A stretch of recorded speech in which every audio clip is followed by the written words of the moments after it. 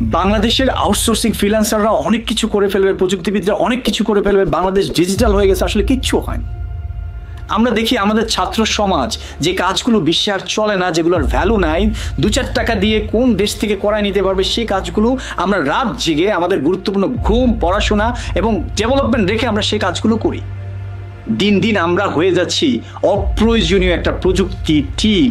যেই দেশটা কেউ কোনো কাজ কম পয়সায় যে দেশ, সেই দেশ আমাদেরকে তালিকাভুক্ত। কারণ যেই অন্য উন্নত দেশগুলো যে কাজগুলো করবে না, সেই কাজগুলো আমাদের দেশের লোকজন রাত জেগে, সারা রাত জেগে এই কাজগুলো করবে, আর বিনিময়ে তারা কয়েকটা পয়সা পাবে। সেই সাথে তাদের যেই ঘুমের ক্ষতিটা হয়ে গেল, অসুস্থতার সাথে পাবে। আর কিছুদিন পরে এআই, আর্টিফিশিয়াল বিভিন্ন বিষয়ে এসে এগুলো বাদ দিয়ে দিবে। ডেটা এন্ট্রি এখন আর লাগে না, আপনার কন্টেন্ট তৈরি করা এখন আর লাগে না, অটোমেটিকলি এআই কন্টেন্ট তৈরি করে দেয়, লোগো ডিজাইন করে দেয়, ভিডিও মেক করে দেয়, ফটো বানায় দেয়, সব কিছু আর্টিফিশিয়াল ইন্টেলিজেন্স করে দিচ্ছে। আমাদের এই যে রাত জাগা ফ্রিল্যান্সারগুলো অসুস্থ হয়ে পরে কাজ না পেয়ে বেকার হয়ে দেশের বিভিন্ন জায়গায় ঘুরবে।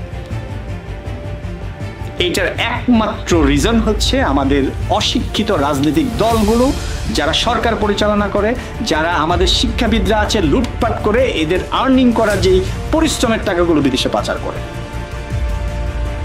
কবে হবে আমাদের শিক্ষা? কবে আমাদের সমাজ ব্যবস্থা হবে সুন্দর? কবে যারা আইটি বোঝে তারা আইটিতে শিক্ষা ব্যবস্থা পরিবর্তন করবে?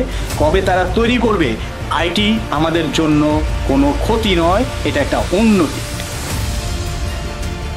আমরা তো বুঝি শুধু ফেসবুক, ইউটিউব, ভিডিও কল আর হচ্ছে আউটসোর্সিং করো, রাত জেগে কয়েকটা পয়সা কামাও, বাবা আমরা বিলিয়ন বিলিয়ন ডলার ইনকাম করে ফেলছি।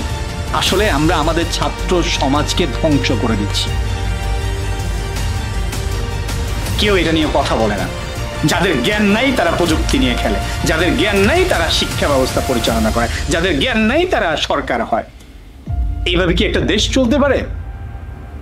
বাংলাদেশের রেমিটেন্স যোদ্ধারা প্রবাস থেকে টাকা পাঠাবে, গার্মেন্টস শিল্পীরা কষ্ট করে রেমিটেন্সের জন্য জামা কাপড় সেলাই করে টাকা নিয়ে আসবে, আর আউটসোর্সিং রাত জেগে ঘুম মেরে কষ্ট করে নিজের জীবনের ক্ষতি করে 2-4 পয়সা কামায় আনবে, সবগুলো টাকা নিয়ে লুটপাট করে বিদেশে গিয়ে বাড়ি গাড়ি করে সরকারি কর্মচারীরা সেখানে অনায়াসে, রাজনৈতিক দলরা অনায়াসে জীবন যাপন করবে। এটা তো একটা দেশের জীবন হতে পারে না, লাইফস্টাইল হতে পারে না, কোন সিস্টেম হতে পারে না।